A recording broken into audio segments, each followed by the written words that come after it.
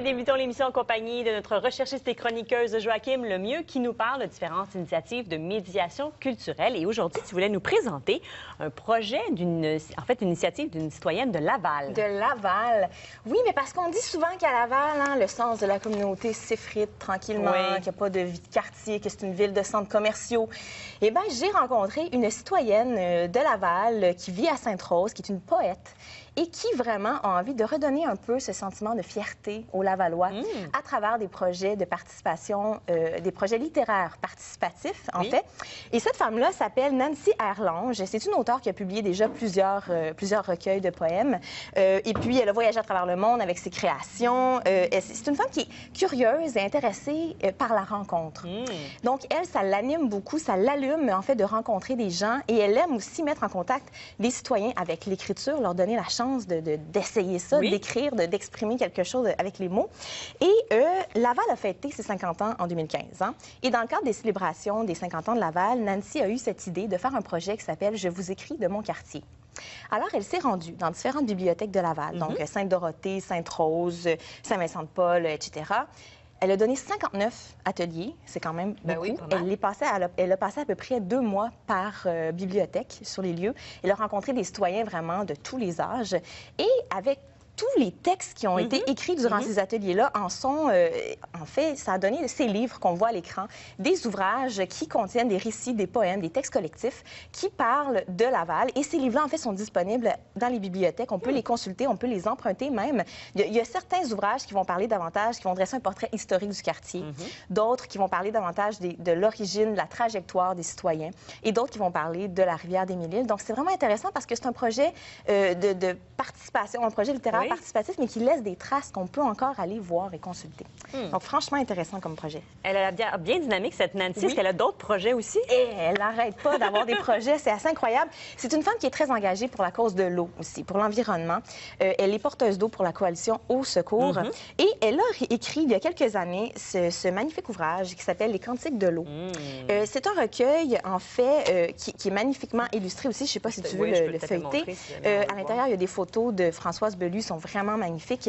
Et cet ouvrage-là a déjà servi à recueillir des fonds pour le Centre d'interprétation de l'eau qu'on a reçu hier à l'émission, d'ailleurs.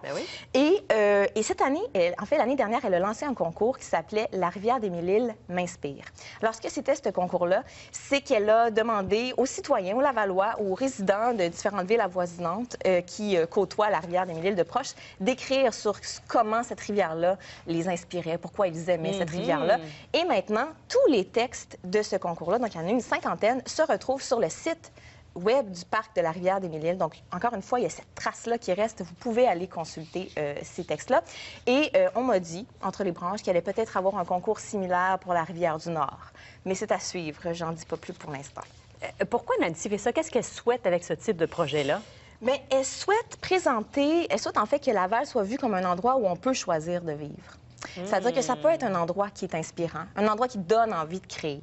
C'est vraiment pas l'image qu'on se fait de Laval, mais elle, c'est vraiment l'opinion qu'elle en a. Et il faut dire qu'elle vit dans une magnifique maison à Sainte-Rose. C'est assez magnifique chez elle.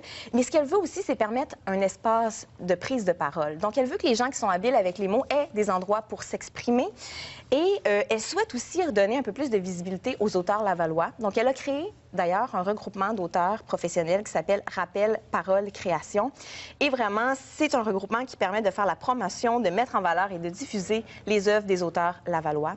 Et il y aura des projets en lien avec ce regroupement-là. Suivez-les sur leur page Facebook pour tout savoir. Tu voulais aussi nous parler d'un nouveau centre d'art-thérapie. Oui, un nouveau centre, très, très nouveau. En fait, les portes sont ouvertes depuis le 4 avril dernier. Ça se trouve tout près du métro Laurier. Et c'est un centre d'art-thérapie pas tout à fait comme les autres, c'est-à-dire que, bon, c'est 4 femmes derrière ce projet-là, 4 art-thérapeutes formés, bien évidemment, qui sont derrière le projet, et qui avaient envie d'avoir des retombées concrètes dans la communauté. Elles ont trouvé une façon assez particulière d'y arriver, assez intéressante, qui s'appelle le volet Canva en attente. Et pour vous expliquer ce que c'est, on va aller voir une petite vidéo. Je pense que ça va bien résumer la chose. Vous connaissez le café en attente? Nous, on a pensé à une nouvelle idée, au Canva en attente. Le manque de services en santé mentale, mais surtout en art-thérapie, nous a poussé à développer cette solution novatrice. Sans rendre les services plus coûteux, nous nous engageons à réserver un pourcentage de chaque séance payée pour créer une banque de séances gratuites. ce qui fait en sorte que chaque client contribue au bien-être collectif. On est dans l'esprit de donner un suivant comme on le fait avec certains cafés, c'est-à-dire que certaines personnes peuvent payer pour que quelqu'un d'autre profite ensuite des services du centre. Tout à fait. Et c'est pas la seule façon qu'elles ont trouvé de rendre leurs services un petit peu plus sociaux, si on veut, d'avoir des retombées sociales importantes. Elles vont offrir des services avec des tarifs modulés pour des gens qui ont moins d'argent. Elles vont offrir des séances de groupe aussi pour que ça coûte moins cher. Elles vont faire des visites à domicile et elles vont également faire des ateliers ou de la formation sur l'art thérapie pour essayer de démystifier un peu ce genre de thérapie-là parce que c'est encore très méconnu.